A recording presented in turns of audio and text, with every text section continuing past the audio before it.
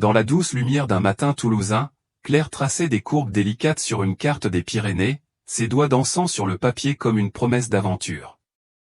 À ses côtés, Antoine vérifiait son sac à dos, un sourire complice éclairant son visage. Leur petit appartement, niché au cœur de Toulouse, vibrait d'une chaleur simple, celle d'un couple uni par un amour profond et une innocence presque enfantine. Autour d'un feu de camp, lors d'une escapade passée, ils riaient, partageant des rêves modestes, une maison à la campagne, où Claire enseignerait aux enfants du village et Antoine cultiverait un jardin. Leur vie semblait tissée de ces instants précieux, où une carte froissée et un carnet de notes suffisaient à nourrir leurs âmes d'explorateurs.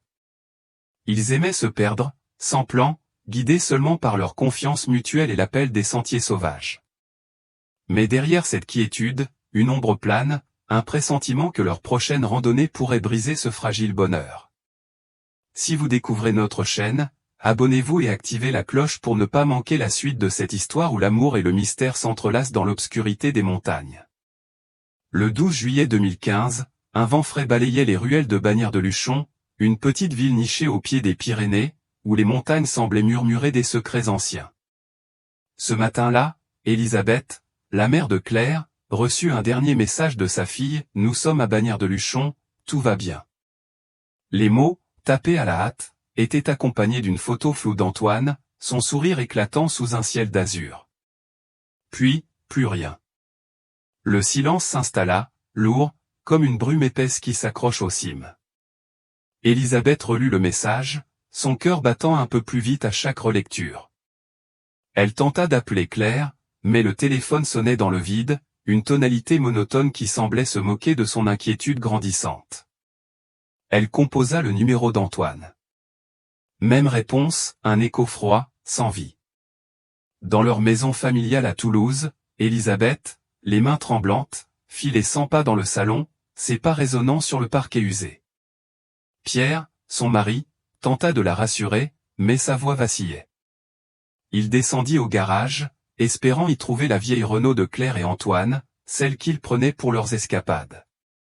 La porte grinça, révélant un espace vide, poussiéreux, où la lumière d'un néon vacillant ne faisait qu'accentuer l'absence. Ils sont partis avec la voiture, murmura Pierre, plus pour lui-même que pour Elisabeth. Une boule se forma dans sa gorge, un pressentiment qu'il refusait d'admettre. Julien, le frère aîné de Claire, ne perdit pas de temps. Il prit sa veste et se rendit à la gare de Toulouse-Matabiau, espérant un indice, une trace de sa sœur et de son compagnon. Les quais étaient bondés, les annonces nasillardes des trains se mêlant au brouhaha des voyageurs. Julien scruta chaque visage, chaque sac à dos, chaque silhouette qui aurait pu être celle de Claire, avec ses cheveux châtains attachés en un chignon désordonné, ou d'Antoine, avec sa démarche assurée. Mais il n'y avait rien. Pas un signe, pas une piste. Seulement l'écho des mots de leur dernier message, qui tournait en boucle dans son esprit, « Tout va bien ». Comment tout pouvait-il aller bien quand ils avaient disparu? De retour à Bagnères-de-Luchon, Julien commença à poser des questions. Les habitants, méfiants, parlaient peu. Les Pyrénées, avec leurs sentiers tortueux et leurs forêts denses, gardaient jalousement leur mystère. Ce fut Gérard Lefebvre, un vieux montagnard au visage buriné par le soleil et le vent, qui brisa le silence. Assis sur un banc près de l'église, une cigarette roulée entre les doigts, il fixa Julien de ses yeux perçants. « J'ai vu une voiture, une Renault, comme celle de ta sœur, dit-il, sa voix rauque teintée d'une étrange réticence.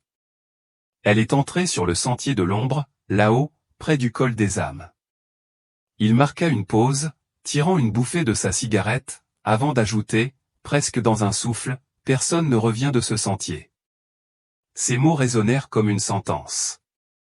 Le sentier de l'ombre, un chemin escarpé rarement emprunté, était connu des locaux pour ses légendes.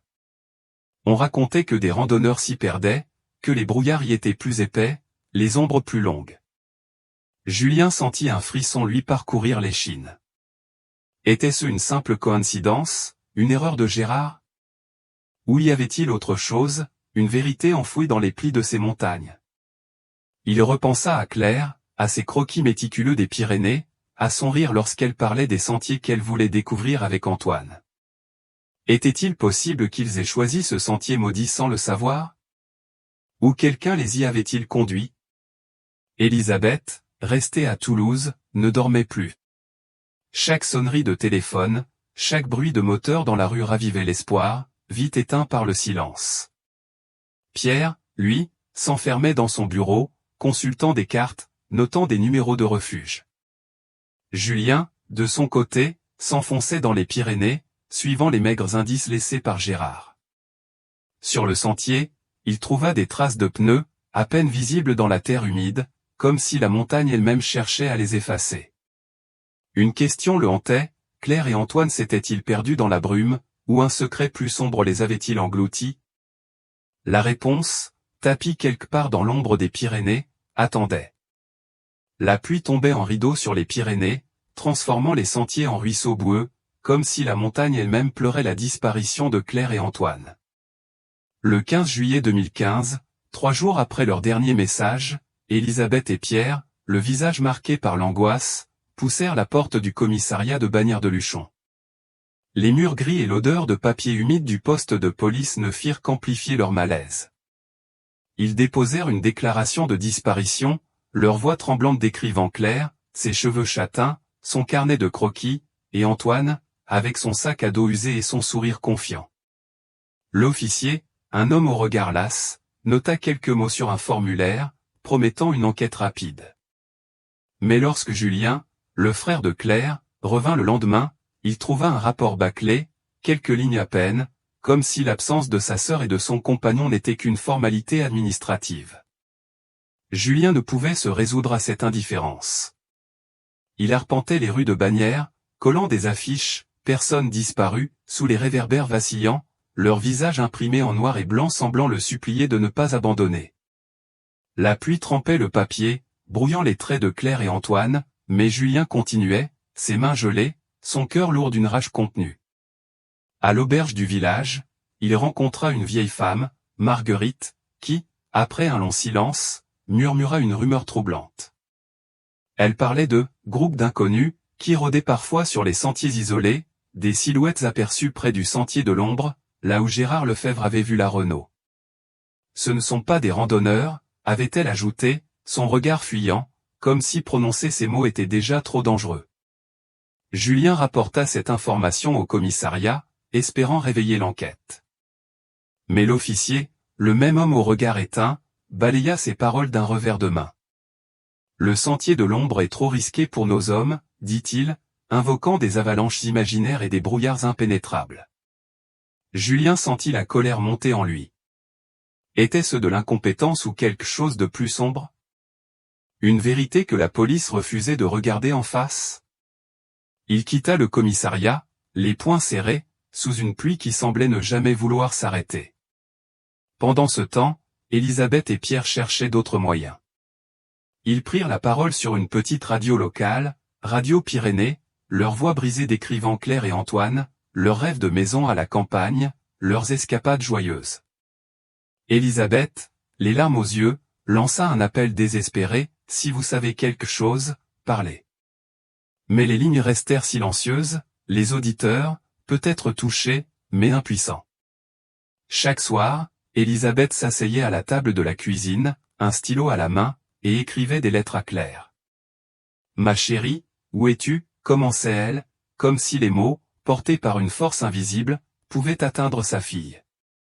Elle décrivait les petites choses, le chant des oiseaux au jardin, la recette du cassoulet qu'elle préparait ensemble comme pour conjurer l'absence. Pierre, lui, passait des heures à étudier des cartes des Pyrénées, traçant des itinéraires possibles, mais chaque trait de crayon semblait le ramener à une impasse. La famille s'accrochait, malgré tout. Julien retourna sur le sentier de l'ombre, seul, défiant les mises en garde. Sous la pluie, il trouva des traces de pneus, à peine discernables, et un bout de tissu bleu, semblable à celui du sac d'Antoine. Mais les indices s'arrêtaient là, avalés par la forêt dense et les ombres des montagnes. Elisabeth, Pierre et Julien se heurtaient à un mur d'indifférence, celui des autorités qui semblaient vouloir oublier l'affaire. Pourtant, dans leur cœur, une certitude persistait, Claire et Antoine n'avaient pas simplement disparu. Quelque chose, ou quelqu'un, les avaient arrachés à leur vie. Élisabeth rangeait ses lettres dans une boîte en bois, murmurant une prière silencieuse. Julien, lui, scrutait l'horizon, décidé à percer le mystère, même si la vérité, tapie dans l'obscurité des Pyrénées, promettait d'être aussi cruelle que la pluie qui ne cessait de tomber. L'hiver 2016 enveloppait les Pyrénées d'un manteau de silence, les pins ployaient sous le poids de la neige, et les sentiers, autrefois si chers à Claire et Antoine, semblaient engloutis par une obscurité sans fin. Julien, usé par des mois de recherche vaines, refusait de baisser les bras. La police avait classé l'affaire, mais la famille, déchirée par le vide, engagea Marc Renaud, un ancien gendarme à la retraite, connu pour son obstination. Marc, avec ses lunettes épaisses et son manteau râpé, apportait une lueur d'espoir, fragile comme une flamme sous la tempête. Il fouilla les archives, interrogea les rares témoins, et finit par dénicher une piste dans une petite épicerie de Bagnères-de-Luchon. Une vidéo de surveillance, floue et tremblante, datée du 13 juillet 2015, montrait une Renault familière garée près de la pompe à essence. À l'intérieur, une silhouette indistincte, peut-être Antoine a acheté une bouteille d'eau avant de repartir dans la nuit. La caméra n'avait rien capturé d'autre, mais cette image, si ténue soit-elle, ralluma une étincelle dans le cœur de Julien. Était-ce la preuve qu'ils étaient encore là, quelque part, ce jour-là? Marc et Julien entreprirent une nouvelle exploration du sentier de l'ombre, accompagnés d'une petite équipe de volontaires. Les faisceaux des lampes torchées dansaient sur les rochers humides, révélant des formes inquiétantes dans l'obscurité.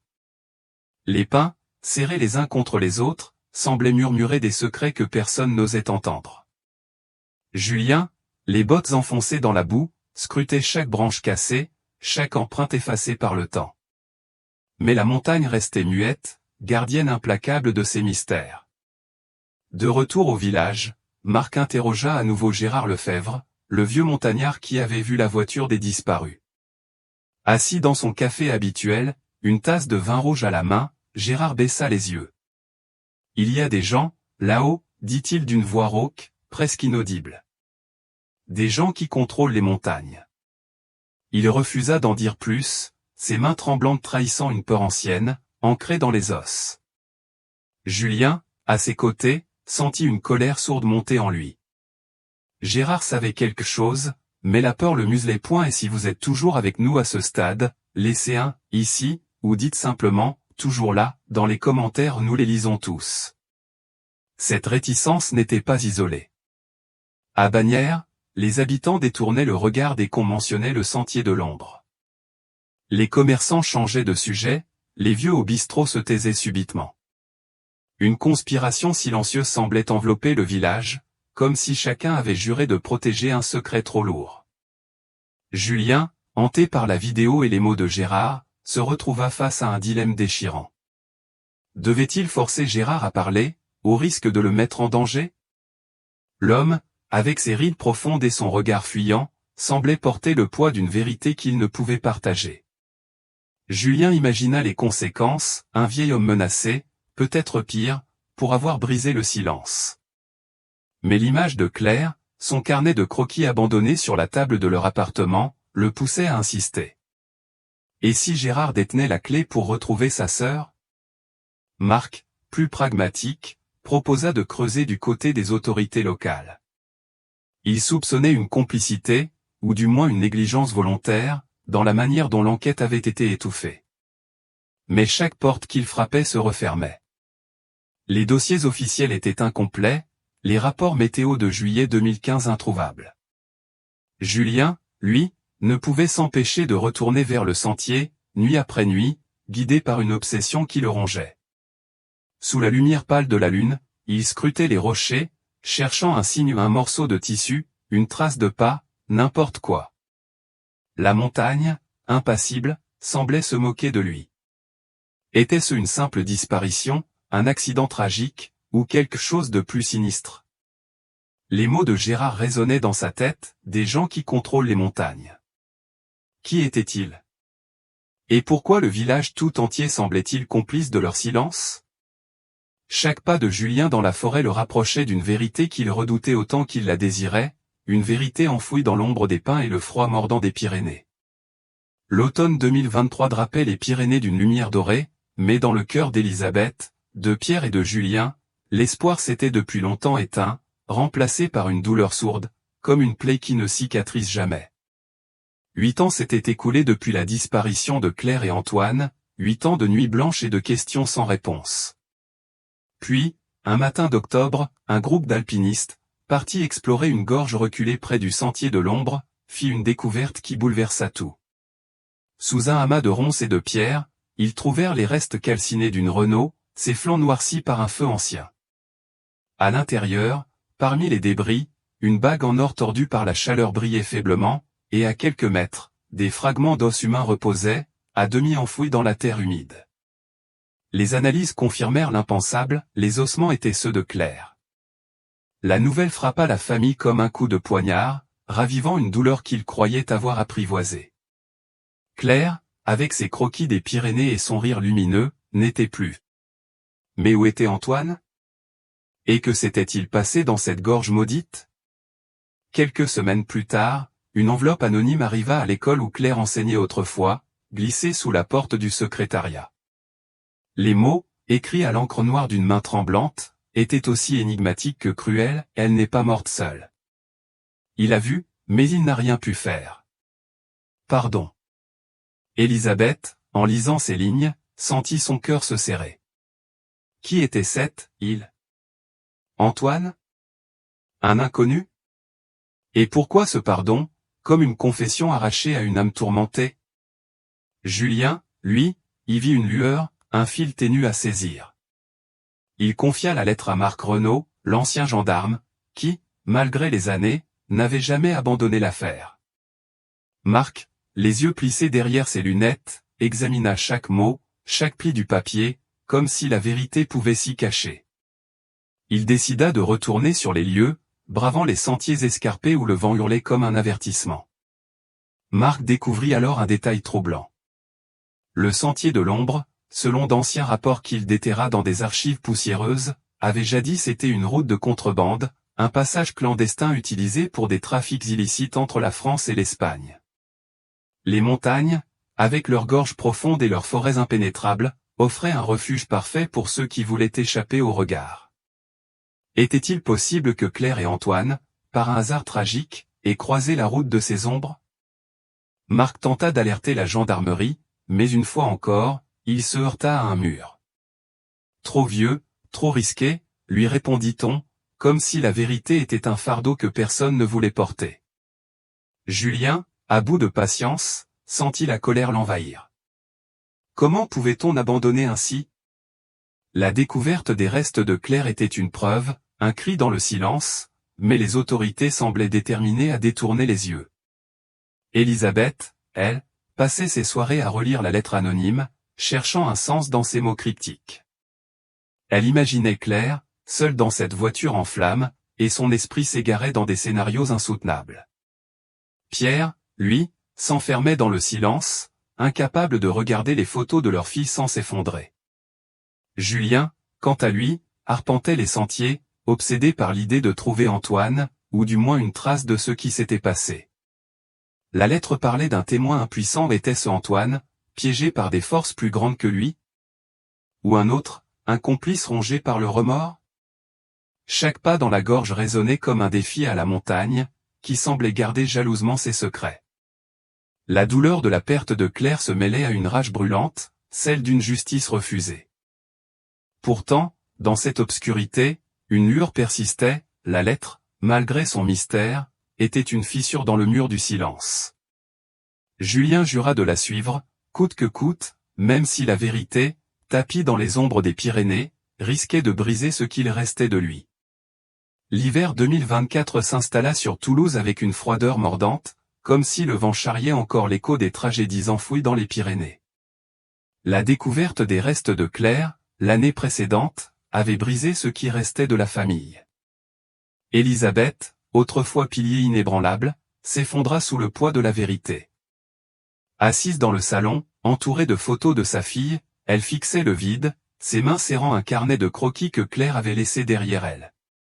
Pierre, muré dans son chagrin, passait ses journées à errer dans le jardin, comme si les rosiers qu'il taillait pouvaient ramener un semblant d'ordre dans leur monde fracassé. Julien, lui, s'accrochait à la lettre anonyme, ces mots gravés dans son esprit, « Elle n'est pas morte seule ». Il a vu, mais il n'a rien pu faire. Pardon. Cette phrase, à la fois confession et énigme, le hantait. Était-ce un aveu de culpabilité ou le cri d'un témoin impuissant? Chaque lecture semblait ouvrir une nouvelle plaie, mais aussi une lueur d'espoir, aussi fragile soit-elle.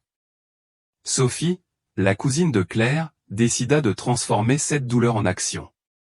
Professeure de cinéma à l'université, elle lança un projet audacieux, un documentaire intitulé Ce qui reste, pour honorer la mémoire de Claire et Antoine.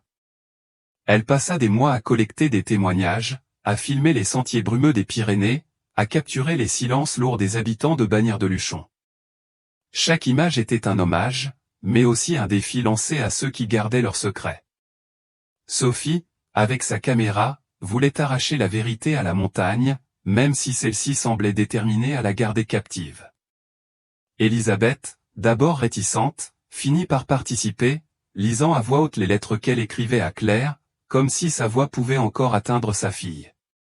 Ces moments, filmés dans la lumière pâle de l'aube, étaient d'une douleur presque insoutenable, mais ils donnaient à la famille un but, une raison de continuer. Puis, au printemps 2024, une nouvelle découverte fit trembler la fragile stabilité de la famille.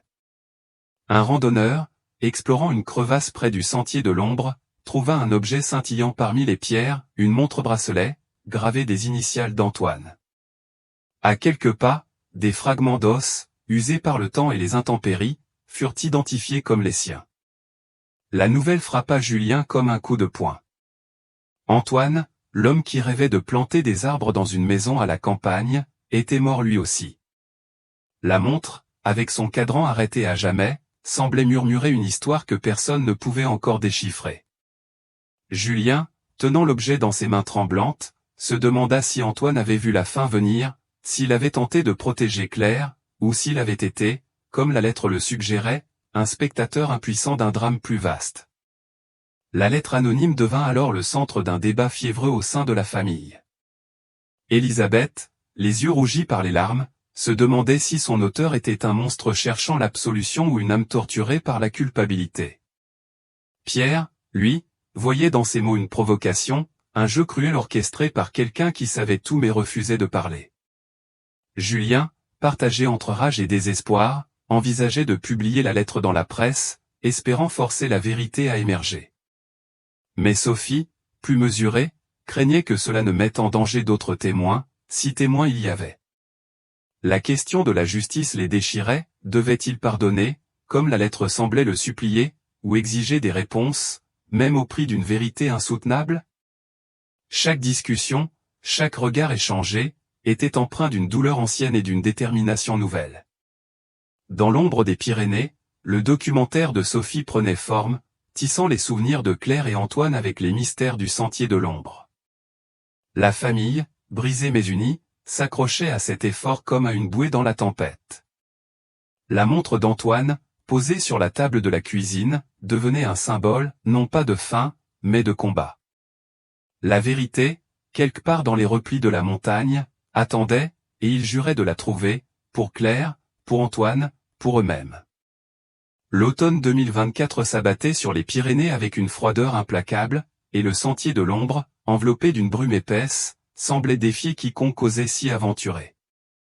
Julien, les traits tirés par des années de deuil et d'obsession, marchait aux côtés de Marc Renaud, l'ancien gendarme, dont les pas lourds trahissaient une détermination usée mais intacte. Derrière eux, une petite équipe de volontaires, équipés de lampes torchées dont les faisceaux perçaient à peine le brouillard, avançait avec prudence. Chaque craquement de branches, chaque murmure du vent portait une menace diffuse, comme si la montagne elle-même conspirait pour garder ses secrets. La découverte des restes de Claire, puis de la montre et des ossements d'Antoine, avait ravivé en Julien une rage silencieuse, un besoin viscéral de comprendre ce qui s'était passé ce funeste été 2015. Marc, lui, scrutait le sol, cherchant un indice, une fissure dans le mystère qui enveloppait le sentier.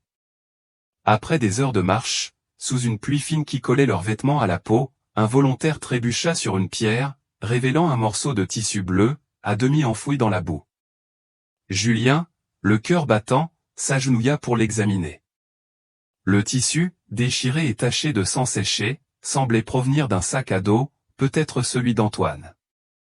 À côté, plié dans une poche plastique, un nouveau message anonyme, écrit à l'encre noire, « Je ne voulais pas la tuer, mais je n'avais pas le choix. » Ces mots, brutaux et énigmatiques, frappèrent Julien comme une lame. Était-ce une confession? Un aveu arraché à une conscience tourmentée? Marc, les lèvres pincées, rangea la lettre avec soin, mais ses yeux trahissaient une inquiétude croissante. Qui écrivait ces mots, et pourquoi maintenant, après tant d'années de silence?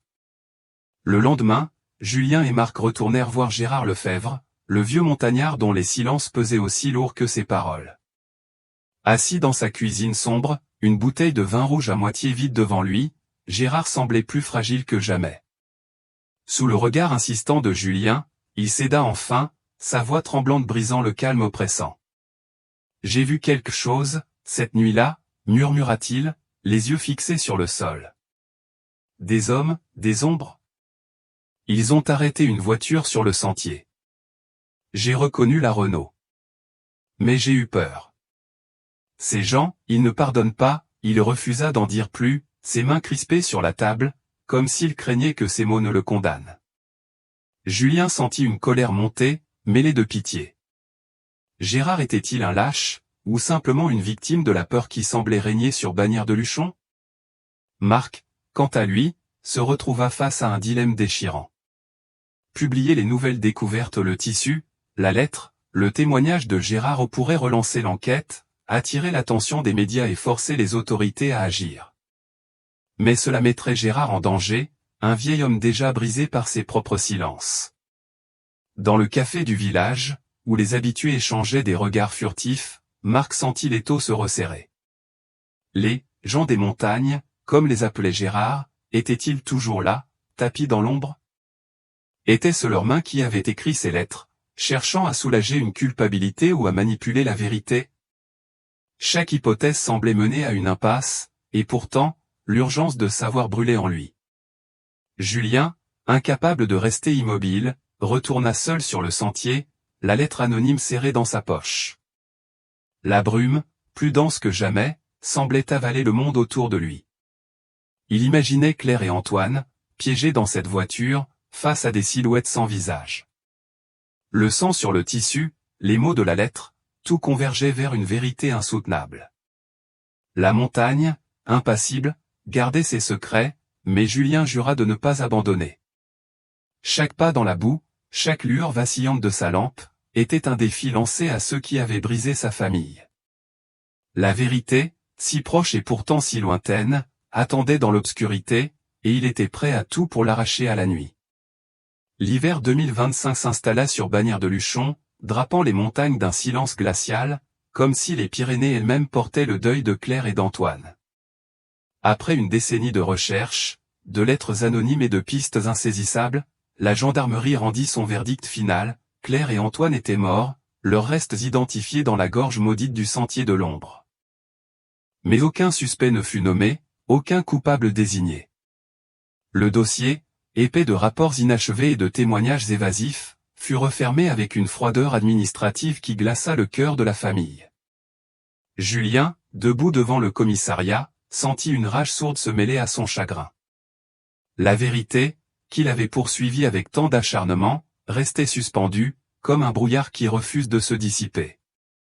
Élisabeth, à la maison, serra contre elle le carnet de croquis de Claire, ses pages jaunies par le temps, comme si ses dessins pouvaient encore parler.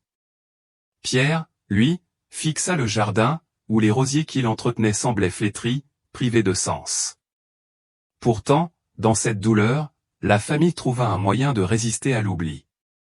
Sophie, la cousine de Claire, acheva son documentaire, Ce qui reste, une œuvre brute et poignante qui retraçait la vie des deux amoureux, leur rêve d'une maison à la campagne, leurs escapades dans les Pyrénées.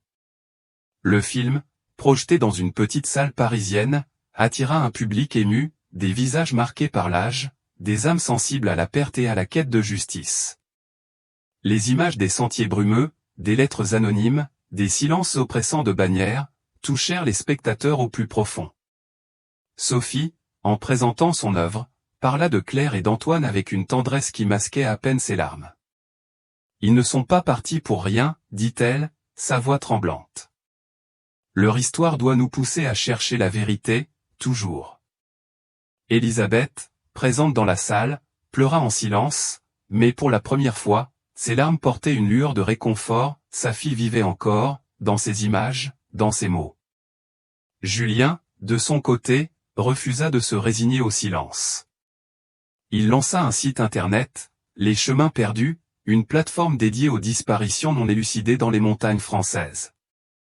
En quelques mois, il recueillit plus de 300 récits, des histoires de randonneurs, d'amoureux, de solitaires, tous avalés par des sentiers qui semblaient garder leurs secrets. Chaque témoignage était une pierre ajoutée à l'édifice de la mémoire, un cri contre l'oubli. Julien, en tapant ces histoires tard dans la nuit, revoyait le sourire de Claire, la montre d'Antoine, les lettres anonymes. Il se demandait encore qui avait écrit ces mots, un coupable rongé par le remords ou un témoin terrifié. Mais il savait que la réponse, peut-être, ne viendrait jamais. À Bagnères-de-Luchon, un geste symbolique émergea de la douleur. Dans la cour de l'école où Claire enseignait, un pin fut planté, ses branches frêles s'élevant vers le ciel comme une prière. Les enfants, guidés par leur professeur, peignirent une fresque sur le mur de l'école, deux silhouettes se tenant la main, entourées de montagnes et d'étoiles. À quelques kilomètres, dans le village, une autre fresque apparut, anonyme, sur un mur près de l'église, Claire et Antoine, main dans la main, leurs visages esquissés avec une douceur infinie. Ces images, simples mais puissantes, devinrent des phares dans l'obscurité, des rappels que l'amour et la mémoire survivent aux tragédies. La famille, brisée mais unie, trouva dans ces gestes une forme de paix, fragile mais réelle. Élisabeth rangea ses lettres à Claire dans une boîte en bois, qu'elle posa près du pain. Pierre recommença à parler, doucement, de sa fille, comme pour l'ancrer dans le présent. Julien, en parcourant les chemins perdus, sentit que chaque histoire ajoutée était une victoire contre le silence. La vérité sur Claire et Antoine restait incomplète, mais leur héritage, porté par un arbre, un film, une fresque, vivait. Dans les Pyrénées, où les ombres des pins dansaient sous la lune, la mémoire de deux âmes perdues brillait encore, défiant l'oubli et murmurant une promesse, ils ne seraient jamais oubliés. Sous la lumière pâle d'un crépuscule d'hiver, le sentier de l'ombre s'étendait, silencieux, ses pins frémissant sous un vent froid qui semblait porter les échos d'une vérité jamais révélée. En 2025, une dernière lettre anonyme arriva, glissée sous la porte de l'école où Claire enseignait jadis. Les mots, écrits d'une main hésitante, résonnaient comme un ultime cri, racontaient leur histoire, pour que le monde sache qu'ils n'ont pas perdu leur chemin, qu'on les leur a pris. Ces lignes, lourdes de remords ou de défis, laissèrent Julien, Élisabeth et Pierre face à une douleur familière, mais aussi à une mission. La vérité sur Claire et Antoine, ces amoureux aux rêves simples, restaient prisonnières des montagnes, mais leur mémoire refusait de s'éteindre. Une fresque dans les rues de Bagnères-de-Luchon, un pin dans une cour d'école, un documentaire projeté à Paris, autant de flammes vacillantes contre l'oubli. Une photo, la dernière, les montrait souriant, main dans la main, sous un ciel pyrénéen, ignorant le destin qui les attendait. En France, il existe des chemins où les secrets s'enracinent, où la justice se heurte à des murs de silence. Refuser de se taire, c'est rendre à Claire et Antoine une voix. Si leur histoire vous a touché, partagez-la. Parlez-en autour de vous, dans vos villages, vos cafés, vos foyers. Chaque mot prononcé fait revivre leur lumière. Si vous découvrez notre chaîne, abonnez-vous et activez la cloche pour ne pas manquer d'autres récits où la vérité lutte pour émerger. Ensemble, faisons en sorte que Claire et Antoine, et tant d'autres, ne soient jamais oubliés. Racontez leur histoire, pour que la justice, un jour, trouve son chemin. Si vous pensez que ces histoires méritent de l'attention, pas de la pitié, de la sensibilisation, pas de l'exploitation, alors aidez-nous à les raconter avec dignité.